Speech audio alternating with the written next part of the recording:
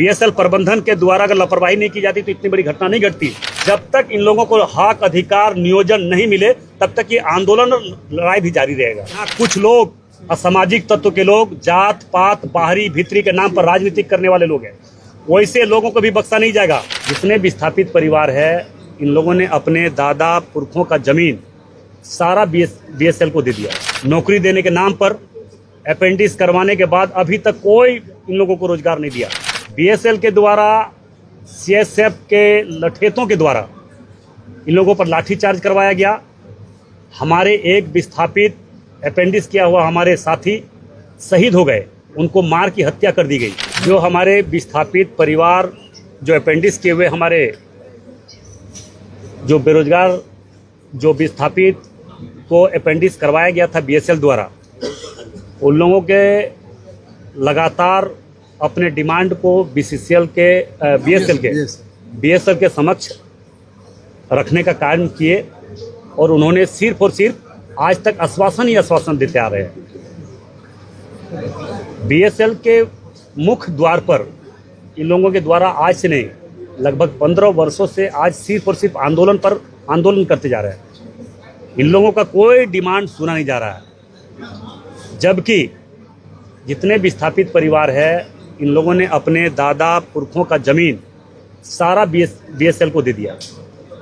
Cell को देने के बाद सेल के द्वारा जो आश्वस्त किया गया था कि हम पूरे परिवार को, हर परिवार से नौकरी दिया जाएगा, उसी आधार पर सारे परिवार के एक सदस्य को अपेंडिक्स भी करवाया गया। नौकरी देने के नाम पर अपेंडिक्स करवाने के बाद अभी तक कोई इन लोगों को रोजगार नहीं दिया। इसी बात को लेकर इन लोगों ने बराबर अपने डिमांड को रखते आ रहे थे। अंततः बीएसएल के द्वारा, सीएसएफ के लठेतों के द्वारा इन लोगों पर लाठीचार्ज करवाया गया। हमारे एक विस्थापित अपेंडिक्स किया हुआ हमारे साथी शहीद हो गए, उनको मार की हत्या कर दी गई। अंततः आज सभी लोग मिलकर, हम लोगों ने, जो हमारे भाई बगोदर के पूर्व विधायक भाई विनोद सिंह जी आए हैं, हमारे बड़े भाई हलधर महतो जी हैं, हम लोगों के अभिभावक हाकिम महतो जी हैं, हमारे गोमिया के बेरमो के पूर्व विधायक, हम लोगों के अभिभावक बाटुल महतो जी, जोगेश्वर प्रसाद बाटुल महतो जी हैं, उनके हमारे बोकारो के विधायक हैं, और हमारे तमाम प्रतिनिधि हैं, और हमारे उनके सारे परिवार के लोग हैं। हम लोगों ने विचार किया, विमर्श किया, और अभी अंततः हम लोगों का एक बैठक हुई उपायुक्त कार्यालय में।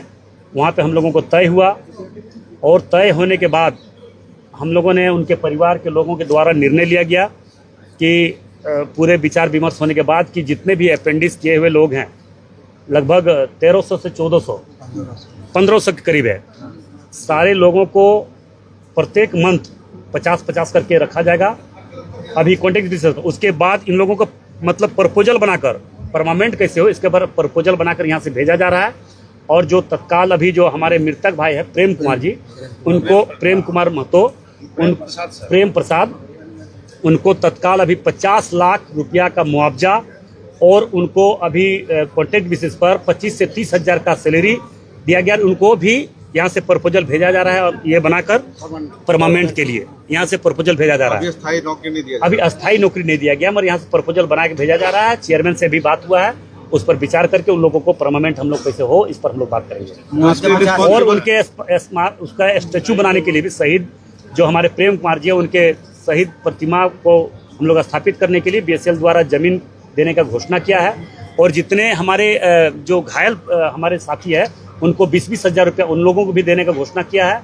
उन लोगों को सारा इलाज, और इन लोगों को प्रत्येक मंथ कैसे ज्वाइनिंग हो बीएसएल में, इसके लिए प्रक्रिया कर किया जाए। मुआवजा 50 लाख, हाँ 50 लाख मुआवजा। अच्छा, जो इसमें रिस्पॉन्सिबल है उस पर क्या एक्शन लिया जाए? उस पर कड़ी से कड़ी सजाएं होनी चाहिए। और सबसे बड़ा दोषी है बीएसएल प्रबंधन के द्वारा अगर लापरवाही नहीं की जाती तो इतनी बड़ी घटना नहीं घटती। बीएसएल के लापरवाही के कारण ये घटना घटी है, वैसे अधिकारी पर कार्रवाई भी होना चाहिए। और ये बात मैं बता देना चाह रहा हूँ कि ये अगर बीएसएल समझता है कि ये घटना के बाद हम शांत हो जाएंगे, जब तक इन लोगों को हक, अधिकार, नियोजन नहीं मिले तब तक ये आंदोलन और लड़ाई भी जारी रहेगा। अभी क्या शव को लेकर के? अभी 100 हम लोगों ने तय किया है, उनके घर परिवार के लोग सारे लोगों ने तय किया है कि उसका भी जो हम लोगों को जो अपना प्रक्रिया है, जो हमारा धर्म कहता है, उस धर्म के आधार पर हम लोग उनका प्रक्रिया उनका उसी करेंगे। उनका दाह संस्कार करेंगे और हम लोग इसके फिर आगे बढ़ेंगे। दूसरी बात है कि यहाँ कुछ लोग असामाजिक तत्व के लोग, जात पात बाहरी भीतरी के नाम पर राजनीति करने वाले लोग हैं, वैसे लोगों को भी बख्शा नहीं जाएगा। ये धरती कोई जात पात और बाहरी भीतरी के लिए नहीं बना है। ये धरती सभी लोगों को साथ लेकर चलने का बना है और सभी लोगों को मदद करना है, चाहे गरीब शहर का हो, बाजार का हो, झुग्गी झोपड़ी का, गांव का हो, मोहल्ला का हो, कहीं का भी हो, उनको सिर्फ और सिर्फ हम लोगों को मदद करना है, उसको आगे बढ़ाना है। उस गरीब को न्याय कैसे मिले, उस गरीब को अधिकार कैसे मिले, उस गरीब का पेट कैसे भरे, वो गरीब रोजी रोटी कैसे कमाए, इस पर हम लोग बात करना है, इस पर हम लोगों को काम करना है। मगर कुछ मतलब छुटपुटिया लोग हम जानते हैं, हम नहीं बताना चाहेंगे, मगर उस लोग बस जात पात के नाम पर, बाहरी भीतरी के नाम पर राजनीतिक रोटी सेका आज तक। वैसे लोग तो कुछ किया नहीं है, ना कुछ कर पाएगा।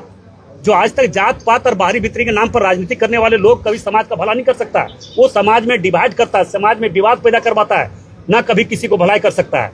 इसलिए मैं वैसे असामाजिक तत्वों को, गलत मानसिकता रखने वाले लोग को भी मैं सावधान कर देना चाहता हूँ कि जात पात और क्षेत्रवाद, बाहरी भीतरी के नाम पर राजनीति बंद करे, वो अपना दुकान बंद करे, और अगर करना है तो सभी लोगों को साथ लेकर चलने का क्षमता रखे। 50 लाख रुपए चेक देगा, चेक अभी दे रहा है, तुरंत एकदम तत्काल। ढुल्लू महतो और हमारे जितने सहयोगी बैठे सभी लोगों का साथ मिला। हमारे पूर्व विधायक जी है बगोदर के, हमारे पूर्व विधायक है बेरमो के, हमारे अभिभावक हाकिम बाबू हैं, हल्दरदा है, दिनेश बाबू हैं, श्याम बिया, सारे लोग, हम लोग जो बोलते हैं वो करते हैं। आज तक के इतिहास में हम लोग जो कहे हैं वही किए हैं, आने वाले समय में भी जो बोल रहे हैं वो करेंगे। विस्थापित और अपेंडिक्स परिवार के लिए जो भी करना पड़े, हम कभी भी पीछे नहीं हटेंगे।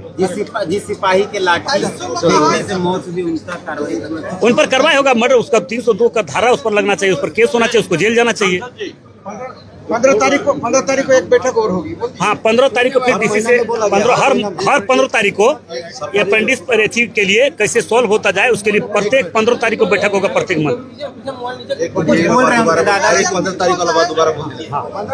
प्रत्येक 15 तारीख को उपायुक्त की अध्यक्षता में एक बैठक होगी, जो पूरे विस्थापित परिवार का जो समस्या बहुत लंबे समय से चलता रहा है, वो समस्या कैसे निदान हो, इसके लिए बैठक होगी।